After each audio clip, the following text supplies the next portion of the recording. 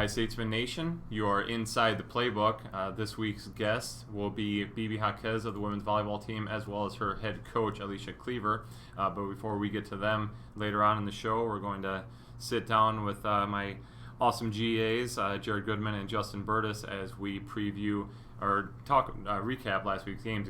We'll later get to the preview of next week's games. But first off, guys, as always, busy week. Lot better talking about this week than we were last week. So get right going here with the football team finally getting the monkey off the back and picking up a huge win. And it wasn't just against nobody. It was against then number 13 Baker, 21-18 down at Baker. So just a great outing. Finally put together 4 quarters of great football, highlighted by Jeremiah Benson getting a first half punt return touchdown. And then still down 10-7 at half. Don't know, we joked with Coach Hafner that maybe at halftime they gave him a little extra boost with a peanut butter and jelly sandwich. Mm-hmm. They had an extended break because of lightning delay, but when they came back out, nobody scored in the third quarter, so still 10-7 pretty late there. And we get a touchdown, got a stop, scored another time because we had a short field. They score late with 4 seconds left, don't convert an onside kick, and we come away 21-18. So really, really big win. Huge momentum switch possibly in the 2019 season. Yeah, we've been hearing it from Coach Hafner for weeks now. We just really got to play full 4 quarters, a full game, and I thought we really did that. Got the big special teams play. Yeah. Finally, he's also mentioned that when we've talked to him. And really, what I had mentioned last week was just really seeing them get back to basics, and they really did. I mean, they were new quarterback was under center, Alex Crehan, and they ran the triple option. They ran it well, effectively. I think they only threw the ball like 6 or 7 times, or 3 times. Yeah. Never mind. Yeah, 67 runs and 3 passes. Yeah, that's straight up William Penn. Yeah, triple option football right there. Maybe the whole passing thing necessarily wasn't working out, and they decided to get back to basics and play some smash mouth football, and that's what they did. And they played well defensively against a really good Baker team. And that right there is probably why you didn't have to throw, because your defense is playing well. You can run the ball out, you can grind out the clock a little bit, and just let the game kind of go from there and dictate a little more than what you might be able to otherwise on the road. Yeah, as much as they want to pass, they didn't have to pass. That's what Coach mentioned this morning when I talked to him. He said, we would have loved to have thrown in more, but we didn't need to. We were in 2nd and 5, which didn't necessitate a long pass. They only had 1 negative rushing play the whole game, which is huge. I mean, you're always in position to get that first down, 2nd down, 3rd down, so they can continue just grinding it out, holding the ball. I think they had it for roughly 35 minutes versus 25 for Baker. Wore down their defense when it was all said and done. Had some turnovers, but made up for it. And again, those special teams plays came up big. So yeah, they're stoked, as we are stoked as well, talking about a victory for them. So 1-3 now, and it's a brand new season. Central Methodist coming this weekend, so we'll talk about that in a little bit. But yeah, really some newfound life for them. You see the coaches walking around, they got some confidence going. The guys, pep in the step. Yeah, pep in the step, a little swagger, bit, and sometimes maybe that's just what it takes to get the first one, and then you go on a roll. I mean, we've seen teams in the past with this William Penn football program where not necessarily the best starts out the gate, but they come on strong at the end of the season. They start getting hot at the right time, and going into the north here in a few weeks, it's what they need. Yeah, for sure. All right, Jared, I'm going to switch it over here. Talk about the women's volleyball team. Well, on last Friday, they played Evangel. Evangel's a pretty good team. They were 14-3 coming in. Fortunately, we took the 3-0 loss, but I thought we played really well overall. Battled with them all 3 sets, held them to just 200 hitting percentage. Really, what stuck out to me was the defensive intensity. 4 players had at least 11 digs, and it really helped them build some momentum to go into a couple of games. Particularly, they had a quick turnaround the next night with Missouri Valley, where they came out victorious, 3-0 win. Yeah, Mo Val's record, they were 0-17 coming in, but I think that record's a little bit deceiving. I think they're a little bit better than what their record shows.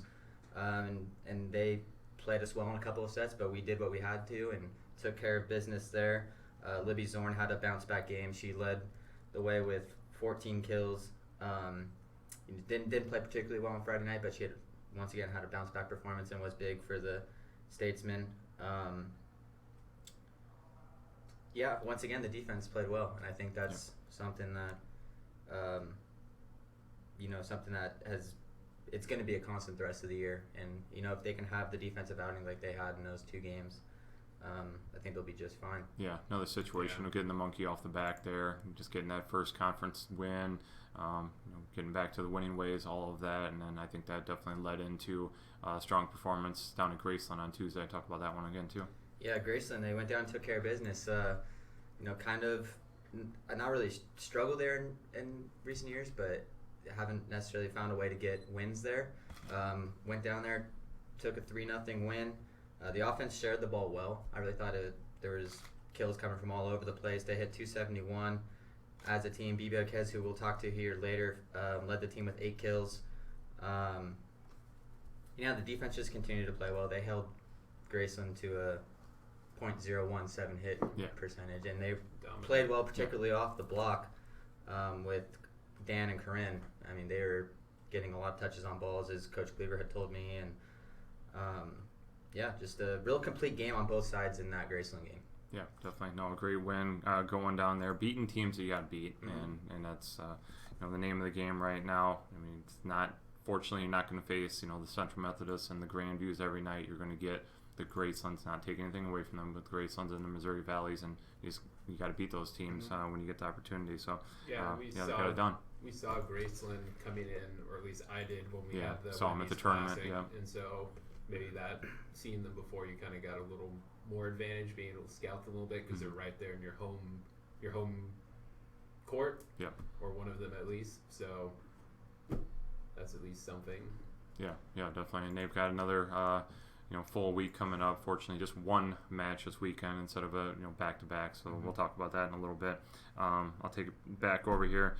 Huge week for men's soccer. Kind of getting into our Murderers Row week and a half here. That's like the rest of the schedule, though. Yeah, and it really is in the heart. I mean, when you're talking about Central Methodist and Missouri Valley, we've talked about many times them both going to the national championship game last year, and you've got so many other teams that are really, really high quality. But Benedictine first on Saturday.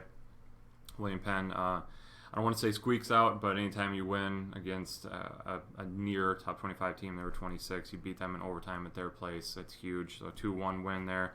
Luis Amasquita got a goal in the first half. They answered to force overtime, and then Kenny DeVisca ends up getting taken down in the box in overtime, leading to an Eduardo Bonato PK. William Penn wins 2-1. Jamie Highcock becomes the all-time winningest coach in program history, doing so at his alma mater, mind you. So on the night they were inducting his championship team into their Hall of Fame. Yeah. So all sorts of fun for him. I'm sure you couldn't take his smile off his face on the ride home. So really big win. And then the team did not let down early on. Let down against Grandview. I'll let Justin. You can talk a little bit more about this game since you went up for that doubleheader. But William Penn beating the rival Vikings 6-5 in overtime. Yeah, and that was last year. Of course, it went to overtime. It won Game of the Year at the Statesman Award Show. And they moved the game up a few hours because the field, their normal home field, was unplayable. Right. So they moved it to one of the other just generic soccer fields. So there wasn't any live streaming. There was no internet. There was no power outlets, nothing. So it was hard. At times, there wasn't even a scoreboard, so you didn't even know what time it was. It was all on the referee, so it was kind of hard to keep track of things.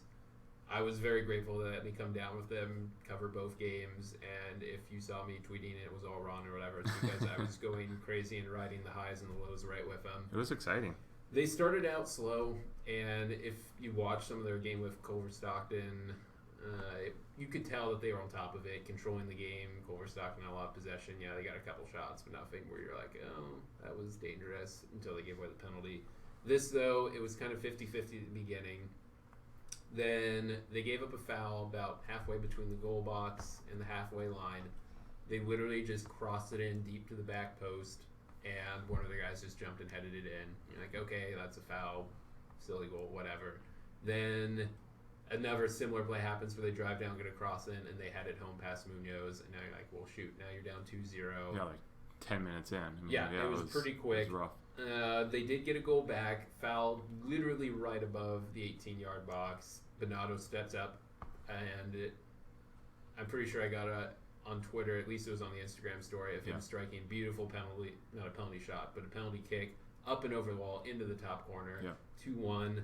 We then give up a penalty. If it's pro soccer, Jonathan Riley gets away with it. He goes to ground, he slides, and he gets the ball, but because he also kind of gets the player and he went to ground, the ref said penalty. You get what you get out of a collegiate referee. I mean, they're not pros. So. Back, though, he had a working off a concussion, injury in the St. Ambrose game, so that was great to see him back out there. I think Akram's very close to returning as well. So you get into the half 3-1. I was over on the sideline and listened to Jamie Highcock's halftime speech, which was probably very intense, to say the least. Rightfully so. And there was some anger in those words, trying to get his guys motivated. And it took 6 minutes into the second half for them to figure it out. And at the start, they were all over Grandview. They had nothing. They were pressing the whole time. 2 goals in 2 minutes in the 51st and 53rd minutes.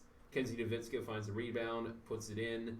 Eduardo Bonanno dribbles the top of the box, shoots, scores another great goal. So now he's got 2 in the game. It's tied at 3. Then they get another penalty kick in the 77th minute, which they score, which at that point I was like, oh, great. That's probably it. Right. 13 minutes to go in a hard game, on the road, all these things. Yeah.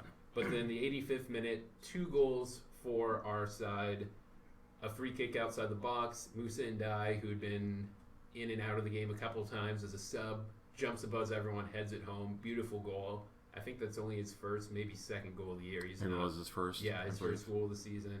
And then literally on the next rush down the field, I forget who was taken down. It might have been Kenzie, it might have been someone else, but we get a penalty kick in our favor. Bernardo steps up, blasts it home, so he gets a hat trick on the day. Yeah, first ever, which says a lot for a guy that's a dynamite player for us. So. Yeah, and then 3 minutes later, when you're thinking, yes, we've got this, just stand tall, and you take a big win, they literally go down the right side and just lob a ball in, and I'm not quite sure how it found its way in, but it bounced, hit off someone. You saw 2 of our guys jump for it. You saw Munoz jump for it. It just managed to miss all of them and hit the top corner. And I talked to him afterwards. He said, I had to laugh that off because I don't know how that went in. Yeah. It was silly. It was weird. It was whatever. So you go to overtime, and William Penn stepped up. They owned overtime for the most part, minus 2 rushes for Grandview, 1 which got a ball across the face of the goal that no one finished off, and another one that kind of gave a chance. Yeah, watching it later, missed. I'm like, how'd they miss that? Yeah. I mean, it was like they should have easily had 2 guys on the far post that should have just tapped it in, game over, but fortunately they missed. They didn't, and otherwise it was William Penn. Lucas Koch, who got the start, was subbed out later, came back in a couple other times, runs down the one side of the field, makes a nice cutback, serves it up to Bernardo at the top of the box. Lima overlaps, gets into the penalty area, gets a shot that's pretty powerful. Grandview goalie makes a save. Ethan Martinez out of nowhere slides in and beats it with the right foot into the back of the net, and the Statesmen win 6-5. In another thrilling game that unfortunately most of the world couldn't watch, but man, they wish they could have, because I was going bonkers on the sideline taking pictures. Yeah. So. Yeah. Just as soon as I said that, I was thinking the Benedictine game that they should have won right before we won. That's what I was thinking. But either way, because they didn't have live streaming because of all the weather issues and blah blah blah. But that's a huge win. And it's incredible. It seems like every other week we're talking about one of these crazy wins for our men's soccer team, and it's just. I mean, I think in the last couple of years, there's been so many, overtime wins and just thrilling wins, and it's just so impressive and really a testament to what Coach Highcock is doing over there. Yeah, just finding a way to win. I mean, when you're up there and you're able to compete with those teams, and just finding ways to to pull them out, especially on the road in overtime and all that. Switching over onto the women's side, real quick. Unfortunately, just a couple tough games, especially down in Kansas against Benedictine. Yeah, Benedictine ranked number 4 in the nation. You knew that was going to be not a great contest for our girls. You do have to give them credit, though. The scoreline reads 7-0 at the end, but it's only 0-1 at the end of the first half. Right. And for an offense that's top 4 in the nation, the fact that you only held them to 1 goal says a lot. The unfortunate thing is in that one, Riley Ludwig did get hurt. Addison Blom came in. She got the start in the next game as well. But the second half, Benedictine got the halftime speech right. They figured out their tactics and blew them away, and it was 4 goals in a couple minutes, and whatever, it doesn't matter. But there was some positives to take away from that, especially on the defensive side. You've got Sierra Parrish back there, Kathy Niles, Zoe Ganley, and Lily Cuckoo Fountain, who've done a pretty good job overall. They're young. They're young. They're young, but they're doing a good job. They're just not getting enough support on the offensive side, which we're seeing in Grandview. They played after the men, so I don't know what emotions they got from watching the men win that dramatic game, because they were still warming up while that one was finishing. They actually played on a field next to it. Asim Blom got the start. Unfortunately, she punched the ball into the back of the net as she tried to make the save and keep it out. A little bit of a bummer, but the team responded well. They played well in the midfield. Again, good defensive shape.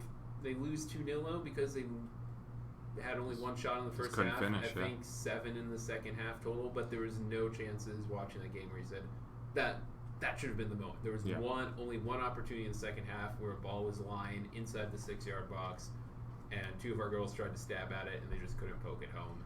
And if this team wants to get a couple wins, they're going to need to get a drive to score. Yeah. And I don't want to insult them or anything like that, but if they could get a couple goals, they have the defense to get some results. But I will say Isabella Parami is playing really well both sides. She's up and down. She's trying to get her team into it. There's other good players out there, and maybe with a couple of these other teams, they can step up and get a couple wins. Yeah, well, there's a couple tough ones. I mean, you're always, anytime you play Grandview, that's a whole rivalry thing. They get up for the game as much as us and is at their place, so figure that. And then again, Benedictine, one of the best teams in the nation and at their place, so it's going to be rough. Just harp on again, this is a really young team. They're kind of going through some growing pains a little bit right now, but we've seen flashes of how well they can play. You mentioned the game against Grandview, they played really well, and they just couldn't finish on the offensive end. And yep. So we'll see. They'll have an easier road in a little bit. Baker coming up, and so we'll see. Cross country's off. I'll talk about men's golf real quickly here. Cross country's still off for another week actually. Men's golf finally gets the season going, and this is going to be something we'll talk about for the next few weeks of very much a mixed varsity team that they're putting out there with a couple guys that won't be ready to go until the spring. So you're going to have to take this with a grain of salt, their results here this fall. They actually played well, but imagine what if they had a full team, what they would do. But 2nd out of 10 at the Crossroads of America Invitational down in, I think, just outside of St. Louis. Ollie Stanway goes in the red twice, 68-69, wins the tournament, so that's huge. Starting off his senior year. Spencer Tucker in the top 10 at 146. But again, it's going to be a little weird fall, but it's preseason anyhow. It's really you have to look at it with golf. So they're gonna figure some stuff out. They'll see who else wants to be part of that varsity once it comes springtime. But yeah, it was still a nice 2nd place finish to get things going. Women's golf, they were at home this week. Yeah, and then unfortunately that's the only home event they have on the near future until maybe the spring, and hopefully the spring, because they have been absolutely killing it. They've got a 1st place in the first tournament of the year, 2nd place in the last tournament, and now they've got their first solo win on the year. They played Mount Mercy, which a couple of the girls said is an up-and-coming squad. Yeah, they're solid. But they beat them by almost 40 strokes, 638 to 677. They played 36 holes, so straight through, 18 twice. Brittany Evans had the lowest score of the day, so she won the individual championship, if you want to call it that. The individual result. She was even par on her 2nd round, which was very impressive, considering a couple of the other players lost a few strokes going around the 2nd time, because Alexis Guimares actually had the lowest round entering round 2, ended up finishing tied for 2nd. But Bailey Frame was also right there for her. William had the top 3 scores. And honestly, just another great result for them. They now have a couple weeks off. They don't play until the 12th. So more time for them to work on the range, get a few more rounds at Edmondson, which is, Coach Rhymes was saying, one of the hardest courses they play. The next one is going to be a real challenge. It's a TPC, the Players Course, one of the big ones down in Deer Run. So if they can prepare well at home, that should be a really good tournament for them to really figure out how good they are compared to some of the other teams. Yep, Coach Rhymes with win number 2, so she's getting ever closer to Nick Rule's record there. So I'm sure she's not telling him at all about that. No, I'm sure there's no chiding there at all. So no, yeah, they're putting it together, and as we kind of figured, they're maybe not as strong top to bottom as they've been in the past, but this team is going to work hard, and they're going to get better every week. So it'll be exciting. So that's it, right? We got everybody? Yeah. That's a lot of teams, so make sure we got everybody. It was a good week. It was a good week. It was a good week. It's a really good week for Statesman. So, all right. When we come back, these guys, one of these guys, Justin, will step off. Jared will remain with us, and we'll bring in head women's volleyball coach, Alicia Cleaver, as well as student athlete Bibi Jaquez. You are inside the playbook.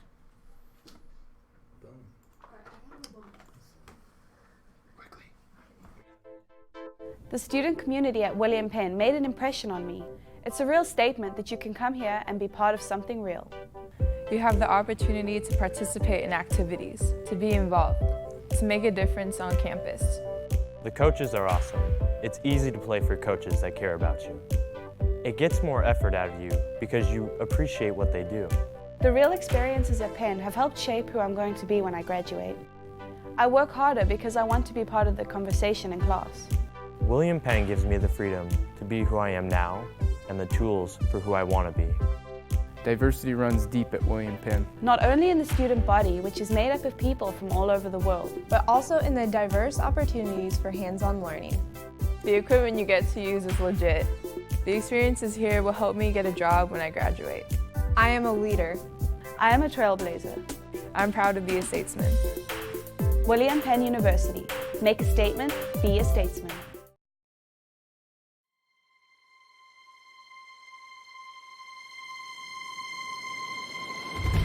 Oskaloosa. It's our community, and we're thankful to be a part of it. Telling its stories, sharing its smiles. We're building community, keeping you informed, giving you a voice, letting you know you're never alone during the victories and the losses, happiness and pain. For tomorrow's a new day, and we'll be there, working for you, ready to tell your story. That's our commitment. It's what we do, now and in the future, because we're always on. We're Oskaloosa News.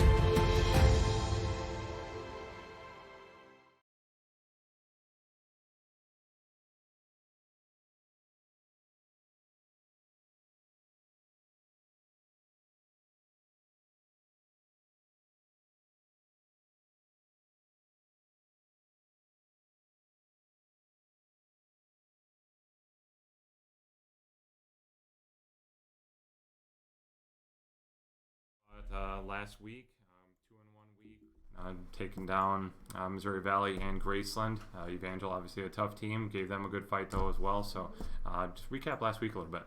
Yeah, it was definitely a good bounce back week for us. The first one against Evangel, I thought we bounced back well that night. We played well, we just didn't quite finish, get over that little hump. But we made some adjustments going into that weekend in terms of our defense, and I thought that has just completely changed our game overall. So that's been big for us. Now we're kind of just finding our rhythm on offense. And then to come out Saturday and play as strong as we did was good, and then to continue on into Tuesday. I really thought Tuesday was a complete game for us on the offensive and defensive end, and so we kind of finally came full circle, and that was really good to see. We had really good even offense, defense picking up balls that we know they should be picking up, but then, getting them in a good spot so we can convert on the offensive end. So overall, it was definitely a really good last couple days for us. Yeah, definitely.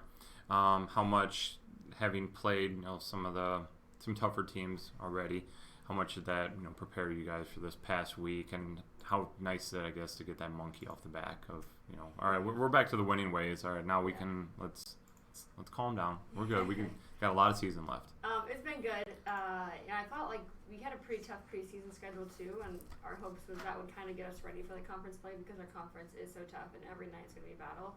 And we have a lot of new girls, and so getting them to understand how tough every night is going to be for us. I think they're finally kind of catching on now, and they're understanding that. And we get some big minutes out of a lot of young players, and so they're getting experience, and now we're kind of done with the freshman mistakes, right? We gotta make sure we're getting over that. But I feel like we're really coming a long way, and the young ones are really catching on quick. And to see them play well over the weekend, I know our freshman Alyssa had a really big last couple of days, and I thought that's been big for her because we kind of need that an additional offensive threat on the court, and so it's been good for us. Yeah, definitely.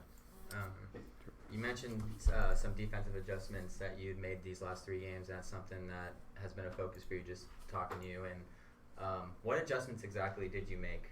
Yeah, we typically I'm always a libero who plays left back. We want to funnel everything towards her, but Cam, out of her junior college, she's been used to playing middle back, and we tried to make that transition to left back. But overall, I thought it was way better when we, looked at what we have and their strengths, weaknesses, and we realized middle back's really her strength. And the other 2 DSs that come in do a really good job in left back. And so, to make that transition, Cam made a huge difference for her. She's able to get some really good reads and some pickups off of balls that hit blocks. And our left backs are doing a really good job stepping up and kind of changing their role.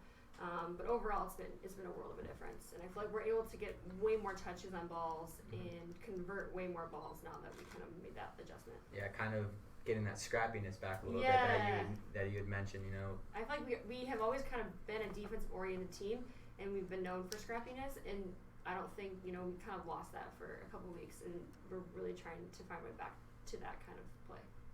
Okay.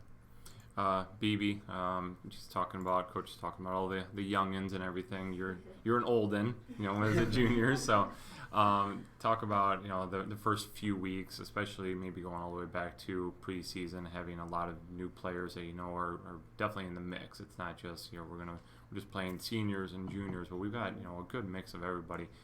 Talk about your role early on in the year, and now that you guys are midway point, how maybe things have changed a little bit and all that. So early on in the year, I kind of struggled a little bit. I didn't really know where I was going to stand. I didn't know if I was going to be a hitter, back row. It was kind of all over the place. So it was kind of just finding that confidence in myself. Obviously, we have a lot of great players, young and old. So I knew it wasn't going to be easy to get back to where I was, but definitely helped. Yeah, you're working off and probably will all year, kind of dealing with some nagging injuries, etc. But I'm stealing this one from Jared. I know he was probably going to ask this, but just talk about now that you can say how healthy you are, but now that you're healthier, how important has that been for your confidence level? Of I know I can just go out and not worry about that and just concentrate on playing ball. It's helped a lot. We have a really great athletic training staff, and the beginning of the season, I took some time off, played defense. I think that really helped out. Being healthy helps out a lot. Builds confidence. You don't really have to worry about if your shoulder's going to go out on you that game or not. So it definitely helps out a lot. Yeah, kind of important to have a shoulder when you're a hitter, right? Exactly. Coach, let's talk about this upcoming week. Grandview. They're not the Grandview that they were last year, thank goodness, because that was that was a team, but obviously still really, really strong program over there. They come to town tomorrow night, and then you've also got Clark, who just beat Grandview. So you've got a rough week coming up. Not rough. Let's go tough. Tough week coming up because it's going to be a good week for William Penn. But just preview those 2 teams a little bit for us. Yeah, it was nice to have them play on Tuesday, so we can kind of see them both. Very fresh. We're excited for tomorrow night. Obviously, Grandview is an incredibly tough team. They just look a little different this year. They have a lot of new kids, some young kids, but they're still incredibly strong. Very scrappy on defense. They get touches on balls. You think you're down, but they're going to get there. So we really have to make sure we're matching that intensity on defense. On the offensive end, we have to be aggressive and swing hard, and we can't just rely on placing balls smart. We got to make sure we're swinging hard, seeing the block, getting after it. But really, we just got to play our game and give ourselves a chance there. Make it close. I think that we can serve aggressive on them and try and get them out of system, and that would definitely help us. If they're, not being able to swing on the net, they have to be, 5 feet off. That will definitely help. But I'm excited for the game to kind of see how we compete against something of that nature. Then moving on to Tuesday with Clark, we're at Clark, so we get a nice little drive up there. But I'm excited for that game as well. They're a really tough team too. I think we match up really well with them. But they have, probably one of the top outsides, if not the top outside, in the conference. She's returning, and she's a really nice player. She puts the ball away, everywhere on the court, back row, front row. So we got to make sure we know where she's at, putting up a good block, and just being scrappy on defense too. So I think our defense is something that's going to be key for us moving forward this week. But I think to give ourselves a chance, it's got to be on the offensive end. We've got to make sure we're being efficient, we're being effective, and we're putting the ball away. Yeah. BB, Grandview coming to town. It's for every sport. There are rivals, so a little bit different feeling going into tomorrow night's matchup, especially being that they are who they are. You guys have, like I said, you go into it a little differently. Obviously Grandview's a different team than last year, and it's good for us. Gives us more of an opportunity this year, and so having that home court advantage is huge for us. Obviously, having that crowd like we did the home opener, that's going to be really big. That definitely makes a difference. So we're really excited to have everybody come out and watch the volleyball. And I'm sure there's going to be a good-sized crowd there. Yeah. Seeing that's against Grandview and football's at home again. Yeah, it helps a lot. Yeah, when teams are home too. Yeah, Coach. Real quick, just I wanted to ask you talk about BB's development a little bit. She mentioned that she's kind of worked all the way around defensively and offensively. Talk about her development as an overall player, and then some of her leadership that she's developed. Yep.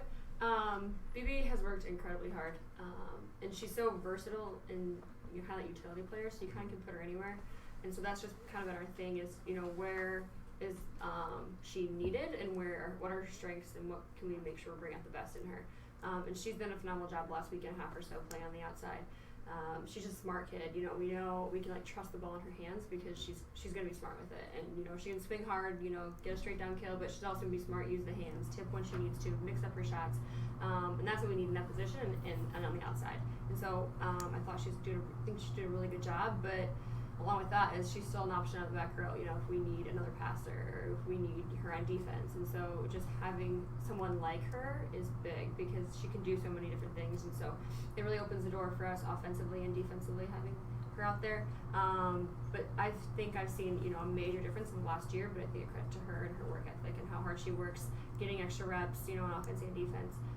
Spending all summer here, in the weight room, and I think she's gotten a lot stronger, and that's, definitely been a huge proponent in that. But yeah, definitely glad she's on our side of the court, and really, really glad she's having a stellar junior year so far. And BB, just real quick, talk about how important it is for you to kind of step up and be a leader. There's a lot of underclassmen. You're an upperclassman now. You've played 3 years of collegiate volleyball. Talk about, kind of your role in the leadership circle. On and off the field, or the court, sorry. So last year we lost a lot of seniors, and that was pretty much the leadership for our team. And so we obviously knew we're not going to have that many seniors, so I think underclassmen and also juniors and the seniors remaining need to step up. That's something that we kind of struggled with. That's what we continue to struggle with is who's going to be a leader. And I think we're all capable of it. It's just a matter of communication. So. Yeah. Awesome. Well, you guys are a little over halfway through the season now. You've got to see a lot of the teams in the conference once through, and your lineup's kind of being more solidified as we get deeper into the season. What are your expectations for the rest of the way through the season? Consistency. I think that we are kind of trying to figure it out, and we're starting to figure it out. And the lineup, it's finally kind of getting solidified, and that helps because if they know how it's going to go in the lineup aspect, we can kind of play more comfortable, and I feel like we're kind of getting that. We're gaining some confidence. We're getting our setting figured out, and I think we've got our offense and defense kind of figured out. We've tweaked some things, and I think people are playing to their strengths, and they're in positions that they're good at and they're strong at, and that's really helping us overall. And so now it's just going out and being consistent night in, night out, and being someone that can be relied on. When the ball's given to you in a tough position, getting a kill, or we need a pass to get out of a play, being that person that can get that pass. And that's what we're looking for, moving forward. But I'm really excited. I feel like we're kind of at a good spot. We're not reaching our peak yet, but we're kind of on our way to playing our best volleyball, and so that's kind of what we need, moving forward, especially now that we're in the heart of conference play, and we're playing, tough games night in, night out. I think that's something that we need, especially now the next week and a half. We have like 5 conference games, I think, or so. So we definitely need to have a good showing here in the next couple matches. Okay. You want to knock out your big questions? Yeah, here we go. These are for BB. The Furious Four. We did these yesterday with Coach Cleaver on our podcast. By the way, check out the podcast. It'll be up on Apple within the next couple days, and also on YouTube. Nice plug. That was a good job. So what's the name of the podcast? Coffee with the Statesman. Coffee with the Statesman. Okay. So, BB, question number 1. Describe Coach Cleaver in one word. Intense. All right. Number 2. What are your hobbies outside of school and sports? Well, if it was summer, I would say my dog. My dog's back in New Mexico just because of the big, busy schedule. But just hanging out with friends, working, relaxing. Yeah. All right. Number 3. What is your all-time favorite movie or movies, if you can? The Avengers movies. The Avengers movies? Nice. Oh, Good call. Yeah. That's one of Wade's favorite movies. Some of Wade's favorite Big movies. All right. You could sit down and have dinner with 2 people, past or present. Who would it be? 2 people. Anybody. Celebrities. Past would be my grandpa. Okay. Present. Can I get like 2 pass? Yeah, it can be anybody. Literally anybody that lived, died. I mean, anybody in the history of the world that you could. Michael Jackson. All right. That's a good one. I want to know what questions your grandma would ask Michael Jackson. Actually, I'm like, yeah. Be a good conversation. Yeah, it'd be great. It could be all over the place for sure. Right? Yeah, I want to go. That was your 4? Yeah, that's 4. You got them? Sweet. Okay. Well, thank you, ladies, so much. Once again, the team will be playing at home on Friday night, 7:30 start against Grandview in Heart of America Athletic Conference action, as well as also going up to Dubuque next Tuesday to face Clark in another hard battle. So a couple big ones coming up for WPU, and we'll talk about it next week. Hopefully we'll be talking about a couple victories. Once again, you are inside the locker room. When we come back, we will be, Justin will be coming back, and we'll be previewing. I said inside the locker room, didn't I? Wow, thanks.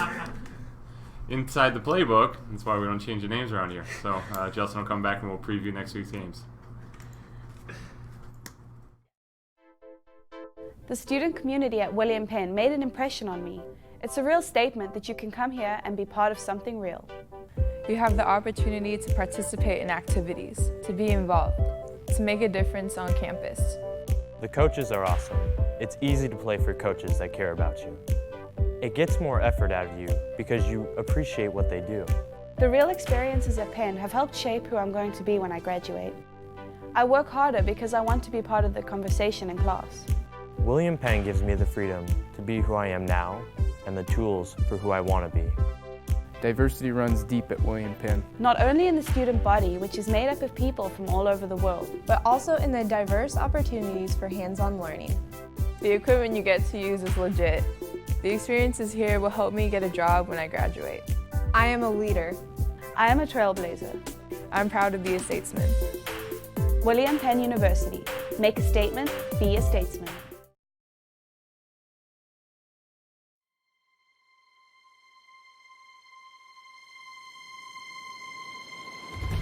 Oskaloosa. It's our community, and we're thankful to be a part of it. Telling its stories, sharing its smiles. We're building community, keeping you informed, giving you a voice, letting you know you're never alone during the victories and the losses, happiness and pain. For tomorrow's a new day, and we'll be there, working for you, ready to tell your story. That's our commitment. It's what we do, now and in the future, because we're always on. We're Oskaloosa News.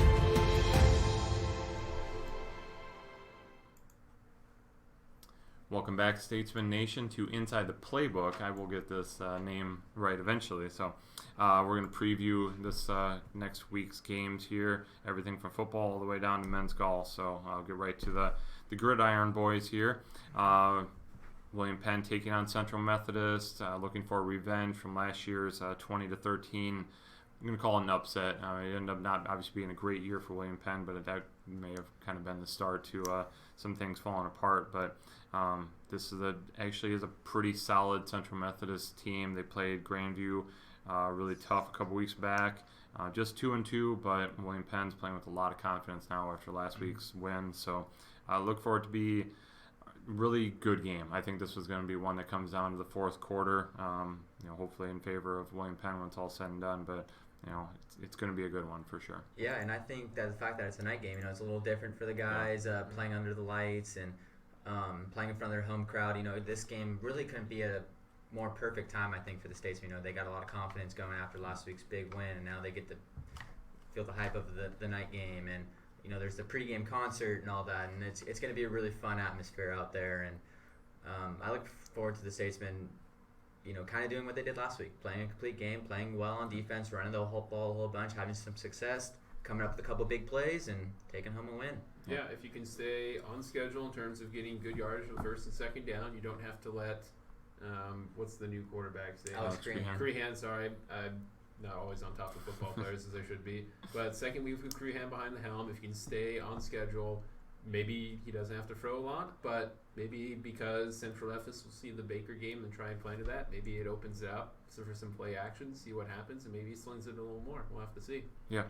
It'll be a good one though. So 6 o'clock, at Statesman Community Stadium. Volleyball, like we said, we've kind of already previewed that a little bit, but you want to add anything else to the Grandview and Clark week? Yeah, I think this is a really big opportunity just for the ladies, as we kind of mentioned before. Grandview, you mentioned it, not the same team as they were in past years. They've taken some losses, and especially as of late, and them come into the Penn Activity Center, and which could be a hostile environment. Yeah, it's a hostile environment. I mean, it's proved to be a hostile environment at times this year, and the players like playing there, and they have a little bit of extra emphasis to win at home, and they talk about how there's a little bit more of a pressure, but it's a good pressure. They want to go out and they want to perform well in front of their home fans, and I look forward to the ladies come out and just playing well again. We talked about how much improved they've been defensively, and I think we're going to see continued the improvement on defense, and I think that's what we're going to see. If that back row plays as well as it did in the past few games, even that loss against Evangel, they were still pretty stellar in that one. And with, I think, an entire bleacher section, as you said, most everybody's home, minus a couple soccers, which we'll get to in a second, have everybody in the bleachers. I'm pretty sure that will spill over to the top deck. That place will be rocking. Yeah. And I thought we played decent against them last year. We pushed them in the first set, and I think we ended up losing by a couple points only, but that was a really good Grandview team, and now that they're younger, and let's just see if we can take advantage. Yeah, definitely. Talking about soccer, the men and women will be down at Baker on Saturday. Another huge one for the men. Baker just coming off, that was 2 nights ago, that they beat Missouri Valley, who was number 1, now number 3. So they're playing really, really well, probably the second best team in the conference. And this is one, Justin, that we've talked about in the past, that if William Penn could beat at least one of these teams, it would be huge towards their nationals resume of beating Missouri Valley, Central Methodist, or Baker. And here's Baker right in front of you. It'll be down at their place, so it's going to be tough. Yeah, which is going to, if the Statesmen are able to pull out a win. Yeah, obviously. They've one at home. So even bigger. Yeah, being on the road will be hard. It's a long trip.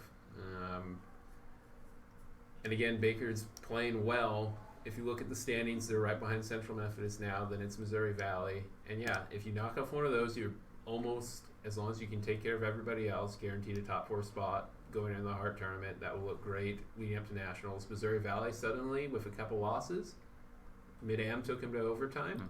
Well, and we beat them last year too, so they're going to be mad about that. Yeah, so and that's another revenge game. Them down at Missouri Valley, but maybe suddenly they're one that you could take off too. So this game takes on huge importance. Central Memphis, that's a different beast we have at home. We'll have to see. Yeah. But if you could somehow get another win, if they play like they did against Overstockton for a majority of the game, those wingbacks will be crucial in this one. And if they could figure out their defensive shape and when they need to press and when they need to get back, it will be a very close contest. Yeah, and they're getting healthier.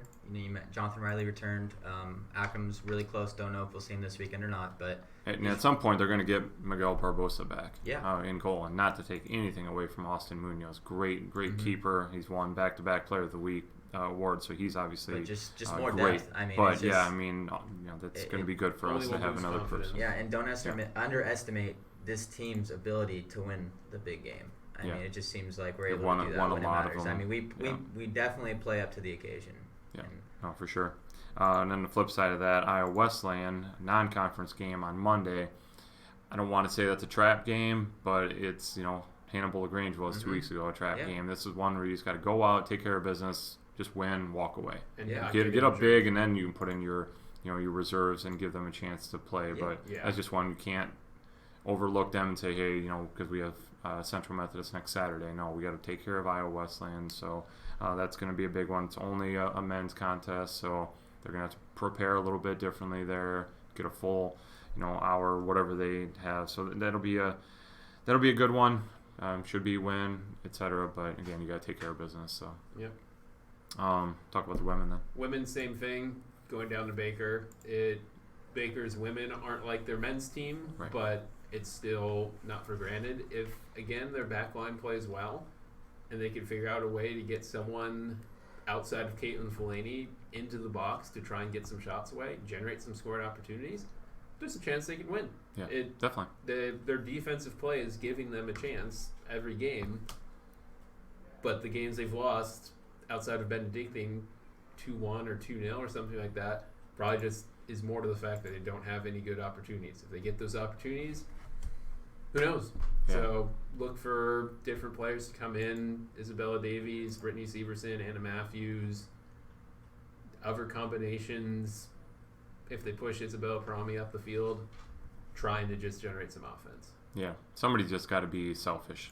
You hate for having a selfish player, but sometimes selfishness is a good thing. Not necessarily selfish, but just step up. Step up, aggressive, whatever. But that's where you take a negative connotation word and make it a positive. They need to just go out and put your foot do something behind the ball and shoot it at the goal. I'm a hockey fan. Yeah. You get shots on goal. You go to the dirty areas and you see what happens. Yeah.